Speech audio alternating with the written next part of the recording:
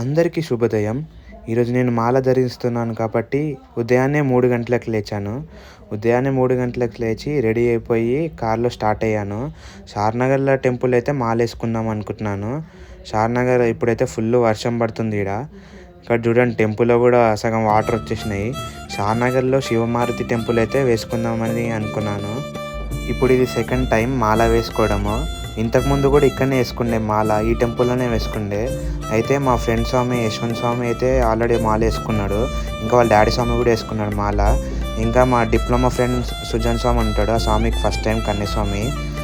వాళ్ళు కొంచెం ఎర్లీగా వేసుకున్నారు, నాకు లేట్ అయిండే.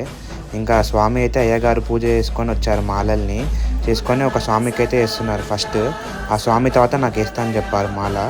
ఇంకా స్వామి అయితే పూజ చేసుకొని నాకు వేయడానికి తీసుకొచ్చారు. అయ్యప్ప దీక్ష మామూలు దీక్ష కాదు, మనం చాలా నిష్టగా చేయాలి. 41 days మన కంఫర్ట్ జోన్ నుంచి బయటికి వచ్చి చేయాలి. అయ్యప్ప దీక్ష వల్ల మనం అయ్యప్పకి దగ్గరగా ఉంటాం, కొత్త కొత్త విషయాలన్నీ నేర్చుకుంటాం. ఇంకా నేను మాల ధరించాక మా మమ్మీ డాడీ స్వామి వాళ్ళ ఆశీర్వాదం తీసుకుంటున్నాను. ఎందుకంటే తల్లిదండ్రులు సాక్షాత్తు దేవుడితో సమానం కాబట్టి. అందరికీ స్వామి శరణం, స్వామియే శరణం.